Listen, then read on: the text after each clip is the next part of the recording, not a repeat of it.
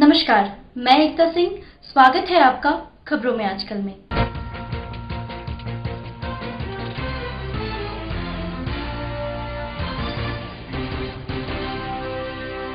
जहानाबाद के निजामुद्दीनपुर में बाइक सवार लुटेरे ने एक महिला से लूटा करीब 4 लाख का संपत्ति। बैंक से पैसा निकालकर घर आ रही थी महिला। पुलिस कर रही है मामले की जांच। जहानाबाद के भवानीचक गांव के बधार में मिला एक घायल युवक अपना नाम चिंटू कुमार और घर सहलोरी बताया। युवक को गला काटकर किया गया था घायल। जहानाबाद जिलाधिकारी द्वारा कोविड केयर सेंटर का किया गया निरीक्षण। जहानाबाद नगर थाने में स्थापित एक दरोगा सड़क दुर्घटना में हुए घायल, चल रहा है सदर अस्पताल में इलाज। और देश में नवरात्र की हो गई शुरुआत। माता की 9 रूपों की होती है पूजा।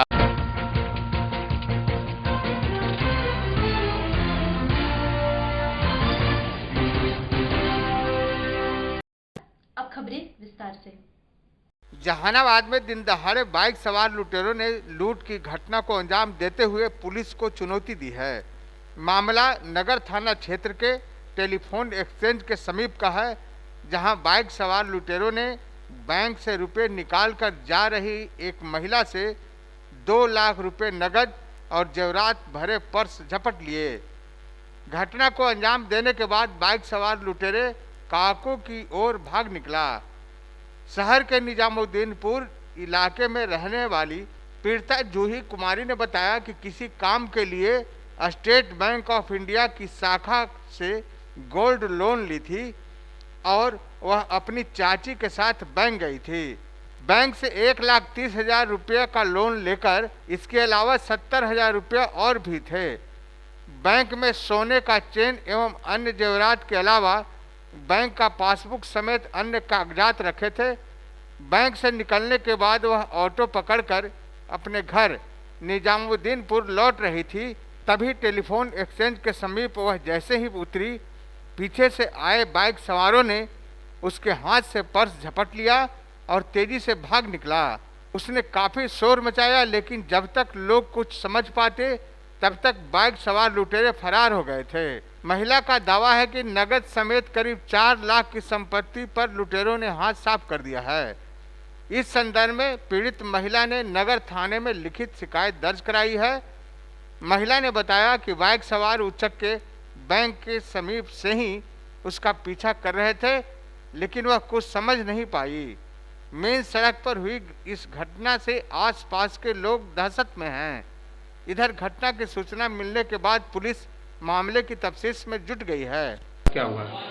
हम गोल्ड लोन लेने गए थे, तो थोड़ा सा खाना रख दिया, थोड़ा सा पैसा निकाल लिए। उसके बाद हम लोग खाए जाके सुना होटल में गोकुल में। उसके बाद हम लोग टेम्पू में बैठे और हम लोग को जहाँ उतरने का जगह है और वहाँ पर उतरे। वहाँ से थोड़ा सा आगे बढ़े और बाइक का जाने का रास्ता एक साइड था, राइट साइड, लेकिन मेरे लेफ्ट साइड से गया जिस टाइम पर्स टांगे हुए थे।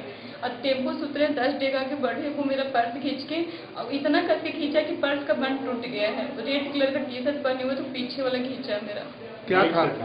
बाइक के नंबर से था वो। अच्छा, क्या क्या था उसमें? उसमें एक सिकड़ी था, 3 कानबला था, चेकबुक था, पासबुक था, आधार कार्ड, पैन कार्ड और जो गहना रखे थे ना उसका कागज था। पैसा भी था? और 2 लाख रुपया था मेरा नगद। तो जो गोल्ड लोन लिए थे उसका था और कुछ पहले से पैसा था। कितना गोल्ड लोन? गोल्ड लोन हम लोग 1 पीस निकाले थे और किसी को पैसा ट्रांसफर करना था, लेकिन लंच का टाइम था तो लोग लंच करने चल गए, तो हम लोग वहीं जा रहे थे कि कल आके कर देंगे। तो कहाँ पे घटना घटी? निजामुद्दीनपुर रोड है ना, उस रोड में हुआ, एटीएम के पास। एटीएम से हमारे पास आया, मोदी पदारी में है, आया बताया कि हमारे साथ जो है कि बैग लेके भाग गया है। इसके जांच में हम भेज दिए हैं, टाइगर मोबाइल को भेज दिए हैं और मोबाइल को भेज दिए हैं, बड़े पदाधिकारी को बता दिए हैं। बैठ के लोग अपना पूछताछ कर रहे हैं। मामला कौन सी? पर्स ले लिया है, पर्स ले लिया है, उसकी छानबीन हो रही है। पर्स में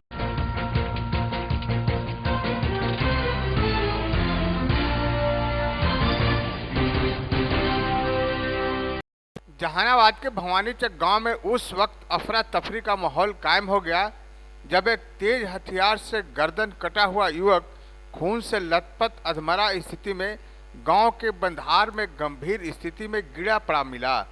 ग्रामीणों ने इसकी सूचना तत्काल कल्पा ओपी पुलिस को दी। पुलिस घटना की सूचना पाते ही मौके पर पहुंचकर ग्रामीणों के सहयोग से गंभीर रूप से घायल युवक को इलाज के लिए सदर अस्पताल जहानाबाद लाया, जहां प्राथमिक उपचार के बाद डॉक्टरों ने उसे पीएमसीएच रेफर कर दिया है।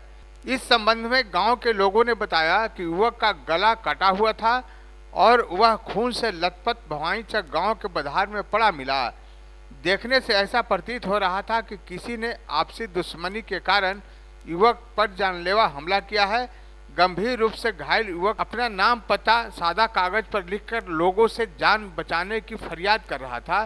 ग्रामीण के मुताबिक युवक अपना नाम चिंटू कुमार दुल्हिन बाजार थाना के सहलोरी गांव का रहने वाला बताता है। लोगों ने युवक के हालत को देखते हुए आनन फानन में युवक को गंभीर अवस्था में जहानाबाद सदर अस्पताल में भर्ती कराया, जहां से बेहतर इलाज के लिए डॉक्टरों ने पटना पीएमसीएच रेफर कर दिया है। इस संबंध में पुलिस का कहना है कि ग्रामीणों की सूचना पर हम लोग मौके पर पहुंचे और घायल युवक को सदर अस्पताल में इलाज के लिए लाया है। किस स्थिति में युवक का गला रेता गया, इस बात की जांच की जा रही है। हम तो जहानाबाद रहते हैं, हम ब्लॉक में थे तो घर से फ़ोन आया गांव से कि एक लड़का का गर्दन काटा हुआ है। तो हम तुरंत सूचना थाना प्रभारी कल्पा को दिए। कल्पा थाना प्रभारी ने तुरंत एक्शन लेते हुए अपना विभागीय गाड़ी को भेजकर सदर अस्पताल जहानाबाद में भेजा। यहाँ पे उसका जो उपचार होना था हुआ। इसके बाद यहाँ पे बता रहे हैं कि इसको पीएमसीएच रेफर किया गया। क्या स्थिति है अभी लड़का का? उसका स्थिति तो अभी अच्छा नहीं है और वो लड़का वो सिगोरी साइड से भागल आ रहा था और आके भवानीचक पुल के आसपास में वो गिरा पड़ा था। अच्छा, वो ग्रामीण उधर गए तो देखकर हमारे पास फ़ोन किया। क्या लगता है नाम पता भी लिखा है अपना? हाँ, नाम पता भी लिखा है, शायद चिंटू कुमार नाम लिखा है और घर शायद दुल्हिन बाजार की तरफ बता रहा है।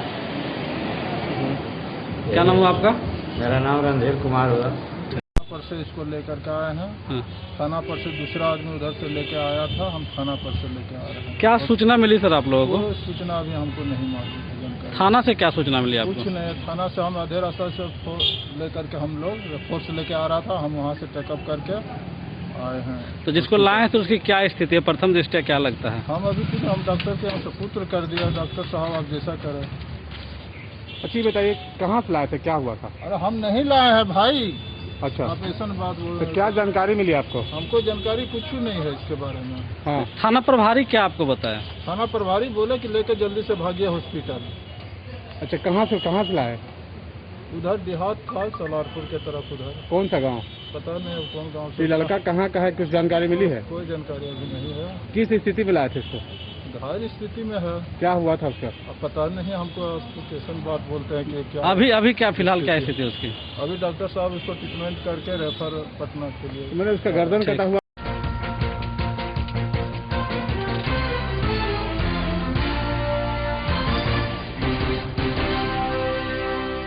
नगर थाना क्षेत्र के स्टेट बैंक ऑफ इंडिया के समीप जहानाबाद नगर थाना में पदस्थापित एक दरोगा सड़क दुर्घटना में बुरी तरह से जख्मी हो गए, जिसे पेट्रोलिंग गाड़ी के द्वारा जहानाबाद सदर अस्पताल में भर्ती कराया गया, जिसका इलाज किया जा रहा है। इलाज कराने आए एएसआई विनय कृष्ण ने बताया कि दरोगा जी किसी काम से मोटरसाइकिल से जा रहे थे, तभी तेज रफ्तार से आ रही पीछे से दूसरी मोटरसाइकिल ने जोरदार धक्का मार दिया, जिससे दरोगा जी बुरी तरह जख्मी हो गए, जिनका इलाज जहानाबाद सदर अस्पताल में चल रहा है।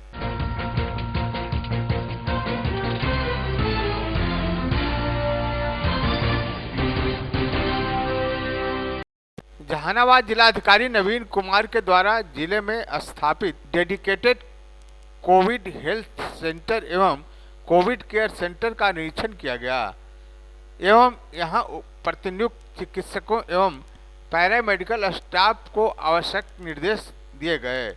जिलाधिकारी द्वारा सर्वप्रथम सदर अस्पताल के परिसर में जीएनएम कॉलेज में स्थापित किए गए 30 बेड वाले डेडिकेटेड कोविड हेल्थ सेंटर का निरीक्षण किया गया एवं वहां पर कोरोना से गंभीर रूप से संक्रमित होने वाले मरीजों के लिए उपलब्ध सुविधाओं का आकलन भी किया गया। इस क्रम में जिलाधिकारी द्वारा उक्त केंद्र की साफ सफाई एवं सैनिटाइजेशन तथा ऑक्सीजन सिलेंडर एवं पल्स ऑक्सीमीटर की उपलब्धता का जायजा लिया गया एवं सिविल सर्जन को निर्देश दिया गया कि वर्तमान स्थिति के अनुरूप 30 बेड से ऊपर अपग्रेड करें तथा आईसीयू हेतु तैयार किए गए 5 बेड को और भी अपग्रेड कर संख्या बढ़ाने का निर्देश भी दिया। सिविल सर्जन को यह भी निर्देश दिया गया कि प्रतिनियुक्त चिकित्सकों एवं स्टाफ के लिए ठहरने की व्यवस्था को दुरुस्त किया जाए।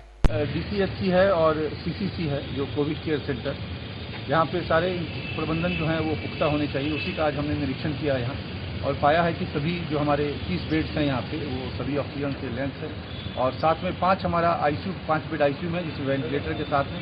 इसके अलावा 100 बेड का हम लोगों ने अभी और तैयार कर दिया है जो ऑपरेटिंग हो गया। वो SC/ST छात्रावास जो पहले था वहाँ 100 बेड में सभी बेड ऑक्सीजन के साथ हम लोगों ने कर दिया। तो किसी भी स्थिति में यदि मरीजों की संख्या बढ़ती है, कोविड पॉजिटिव मरीजों की संख्या बढ़ती है, तो उसके लिए हम लोग जहानाबाद में सारे प्रिपेयर हैं। कल हम लोगों ने एक वर्कशॉप भी कर दिया था सभी डॉक्टर्स के साथ और आप देख रहे हैं कि यहाँ पे यंग डॉक्टर लोग काफ़ी अच्छा काम कर रहे हैं और मरीजों का जो उचित ट्रीटमेंट होना चाहिए वो हम लोग करा रहे हैं। संबंधित लोगों को क्या दिशा निर्देश दिया गया सर? सभी स्वास्थ्य विभाग के संबंधित लोग और जो हमारे मजिस्ट्रेट हैं जिनकी प्रतिनियुक्ति यहाँ है और जो इंचार्ज हैं आइसोलेशन वार्ड्स के या डीसीएचसी के, सभी लोग को यहाँ रहना है और रह के जब उनकी ड्यूटी है 8-8 घंटे की ड्यूटी दी गई है उस ड्यूटी आवर में यहाँ रहना है और किसी भी इमरजेंसी से निपटने के लिए उनको तैयार रहना है। शहर में अभी कोरोना की क्या स्थिति है? शहर में कोरोना की स्थिति अभी तो कोरोना कल भी जो हम लोगों ने टेस्ट कराया था उसमें काफ़ी व्यक्ति संक्रमित आए हैं, परंतु बाहर से जो लोग आ रहे हैं लगातार हम लोग जो स्टेशन पे और बस स्टैंड पे करा रहे हैं, प्रतिदिन हम लोगों को 35, 36, 38 इस तरह से व्यक्ति पाए जा रहे हैं जो बाहर से आ रहे हैं और साथ ही साथ निश्चित रूप से संक्रमण तो बढ़ा हुआ है जिले में, इसको कंट्रोल किया जा रहा है। लेकिन इसमें सबसे आवश्यक है कि जो हमारे यहाँ की जनता है वो कम निकले, अति आवश्यक काम हो तभी निकले। बाजार हाट का काम एक बार करके घर चले जाए, दोबारा आने की नहीं करें कि हम बार बार बाजार आएँ या लोगों से मिले जुलें, उस पर हम लोग को परहेज करने की आवश्यकता है।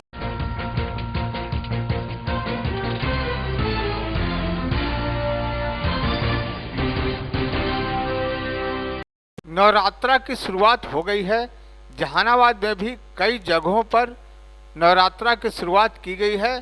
कोरोना गाइडलाइन को देखते हुए सभी जगह पर नवरात्रा की पूजा की जा रही है। जहानाबाद की गोलछनी स्थित देवी मंदिर में मंदिर के पुजारी के अलावा कुछ लोग ही माता रानी की आराधना में लगे हुए हैं। इस बार का नवरात्रा पूरे 9 दिन का नवरात्र है। पूछे जाने पर माता मुंडेश्वरी दरबार के पुजारी भोला पांडे ने बताया कि इस बार माता के 9 रूप की पूजा 9 दिन तक की जाएगी और हम लोग माता भागवती से प्रार्थना करेंगे कि कोरोना जैसी महामारी पूरे देश से, हमारे बिहार राज्य से भी यथाशीघ्र समाप्त हो जाए ताकि हम लोग अच्छे ढंग से जी सकें। हिंदू मान्यताओं के अनुसार धर्म ग्रंथ एवं पुराण के अनुसार नवरात्रा भगवती दुर्गा जी की आराधना का श्रेष्ठ समय होता है। नवरात्रा के पावन दिनों में हर दिन माँ के अलग अलग रूपों की पूजा होती है जो अपने भक्तों को खुशी, शक्ति और ज्ञान प्रदान करती हैं। नवरात्रा का हर दिन देवी की विशिष्ट पूजा को समर्पित होता है और हर देवी स्वरूप की कृपा से अलग अलग तरह के मनोरथ पूर्ण होते हैं। नवरात्रा का पर्व शक्ति की उपासना का पर्व है। शास्त्रों में नवरात्रा पर्व मनाए जाने की 2 पौराणिक कथाएं भी हैं। बसंत नवरात्र आज से प्रथम दिन प्रारंभ हुआ है और नववर्ष की प्रथम दिन भी होती है। आज सभी जहानाबाद के लोगों के लिए, माता दरबार के सभी भक्तों के लिए नववर्ष की ढेर सारी शुभकामना है। आज प्रथम दिन है। प्रथम शैलपुत्री, द्वितीय ब्रह्मचारिणी, तृतीय चंद्रघंटेति पुष्पाण्डेति, चतुर्थकम पंचमम स्कंदमातेति, षष्ठम कात्यायनी च, सप्तम कावरात्रि महागौरी, षष्ठम नवम सिद्धिदात्री च, नव दुर्गा प्रतिष्ठिता। 9 दिन पूरे 9 दिन का नवरात्र है और 9 दिन माता भगवती के 9 स्वरूपों का पूजन किया जाएगा। हालांकि पिछले वर्ष भी और इस वर्ष भी भक्तों की संख्या में कमी है। कमी इसलिए है कि पिछले बार लॉकडाउन ऐलान हुआ था माननीय प्रधानमंत्री नरेंद्र मोदी जी की तरफ से, और इस बार बिहार सरकार की तरफ से ये संकेत है, दिशा निर्देश है कि मंदिर जो है सो अभी बंद रहेंगे। और इसीलिए हम लोग मंदिर को इसमें मतलब जो दरबार में जो खास लोग हैं, जो 4-5 की संख्या है हमारी, बस हम लोग आपस में मिल बैठ के पूजा पाठ कर रहे हैं। आम भक्तों के लिए दरबार बंद है, उनको जो है सो बाहर से ही प्रार्थना ध्यान करने के लिए हम लोग प्रार्थना कर रहे हैं, वहीं से ध्यान लगाएं। और विशेष इस बार जो है सो हमारी भगवान से मनोकामना जो है सो हम सिद्धि चाहते हैं कि ईश्वर जो है सो पूरे विश्व से, खास करके भारत से कोविड-19 का खात्मा करें, यहाँ से समाप्त करें, उसको नष्ट करें। और इसी के साथ सभी भारतीय लोगों के लिए भी, बिहार के लोगों के लिए भी और जहानाबाद नगरवासी के लिए भी नव वर्ष की ढेर सारी शुभकामना, मंगल कामना। सब खुश रहें, स्वस्थ रहें।